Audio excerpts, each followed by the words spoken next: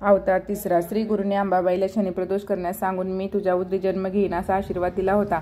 त्याचवेळी रजकाला सुद्धा पुढील अवतारी नरसिंह सरस्वती स्वामी रूपाने वैद्युतपुरात तुला दर्शन देऊ असे सांगितले. ते वराड प्रांतातील करंजपुरात वाजसेने शाखेतील ब्राह्मणाचे पोटी अंबाबाईने जन्म घेतला. तिच्या आईबापांनी अंबा हेच नाव ठेवले. पूर्वी जन्माच्या संस्कारामुळे ती शिवभक्तीच करू लागली. त्याच गावात शिवभक्त माधव नामक विप्रकुमाराशी तिचा विवाह झाला. माधवाने तिला अंबा हेच नाव ठेवले. श्री गुरूंनी श्री अंबापुत्र होऊन असा हेतू धरला होता, म्हणूनच तिचे नाव अंबा हेच कायम राहिले. भक्ताला भगवंताचे नाव जसे प्रिय असे तसेच भगवंताला भक्तांचे नाव प्रिय वाटते. अंबा माधवाच्या शिवभक्ताला श्री गुरु प्रसन्न झाले. त्यांनी त्यांच्या उदरी अवतार धारण केला. तिला उत्तम प्रकारे डोहाळे लागले. 9 मास 9 दिवस पूर्ण होताच आपले वाक्य पूर्ण करता पौष शुद्ध द्वितीयेला शनिवारी श्री गुरुने जन्म घेतला व जन्मताच ओंकार म्हणू लागले. विद्वान ब्राह्मणांनी त्यांची भविष्यकथन केले. श्री गुरुच तुमचे पोटी जन्माला आले आहेत असे सांगितले. ते ऐकून अंबा माधवाला फार आनंद झाला. बालपणी ते कधीच रडले नाही. सदा सर्व काळ ओंकाराशिवाय दुसरे काहीच म्हणत नव्हते. मानवाचे पाप ताप दैन्यहरण करणारा होईल म्हणून बापाने 12व्या दिवशी बाळाचे नाव नरहरी ठेवले. नगरात साखर वाटली. बाळ दिवसेंदिवस चंद्रकलेप्रमाणे वाढू लागला. तेव्हा अंबाबाईला वाटू लागले की आता आपले दूध बाळाला पुरत नाही. त्याकरिता आपण एखादी शेळी बांधावी अथवा एक दाई ठेवावी या विचारात ती होती व तिचे मनोगत ओळखून मातेच्या सणाला करस्पर्श केला. तोच काय चमत्कार घडला. 32 धारांनी युक्त दुग्ध प्रवाह सुरू झाला. आपल्या बाळाला दृष्टी लागू नये म्हणून त्यांच्या गळ्यातील कृष्णदोरी व कृष्णमणी बांधले. नवनिधी ज्यांचे दास आहेत, सर्वांचा अंधकार नाश करून दिव्य प्रकाश दाखविणारे त्या प्रभूला दुसऱ्यांची दृष्टी कशी लागेल. पण प्रभूच्या मायेने मोहित झालेले आईबाप त्यांना कसे साहजिकच आहे. 5-6 वर्षे झाली तरी बाळ ओंकाराशिवाय दुसरे शब्द बोलत नव्हते.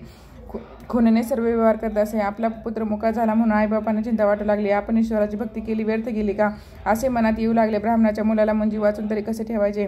आईवडील चिंता करीत असत. त्यांची चिंता दूर करण्यासाठी नरहरी बाळाने हातात लोखंड घेऊन त्यांचे सोने करून दाखवले. तरी तिला खात्री न वाटता 2दा लोखंड त्यांच्या हातात आणून दिले. त्यांचे सुद्धा सोने झाले. तेव्हा नरहरी हा सामान्य मनुष्य नव्हे अशी त्यांची खात्री झाली.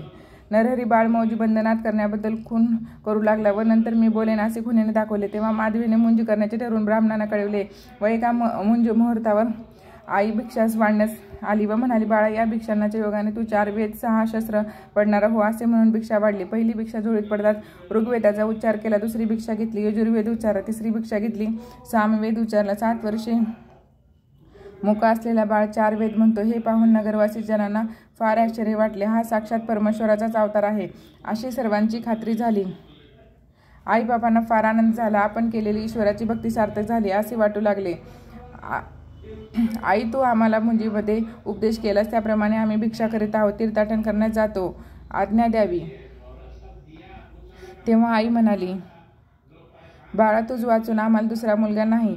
तूच आमचे वरदापकाळी रक्षण करणारा. तू गेलास तर आमचे कसे म्हणून शोक करू लागले. नरहरी बाळाने आईला सांगितले, आई काळजी करू नकोस. तुला आणखी 4 मुलगे व 1 मुलगी होईल असे सांगून आईबापांच्या आग्रहास्तव 1 वर्ष त्यांच्या जवळ राहिले. मग काही दिवसानंतर तिला 2 मुलगे झाले. नंतर त्यांनी पूर्वजन्माची आठवण देऊन पुन्हा 21 वर्षांनी भेट होईल असे सांगून ते तीर्थाटन केले.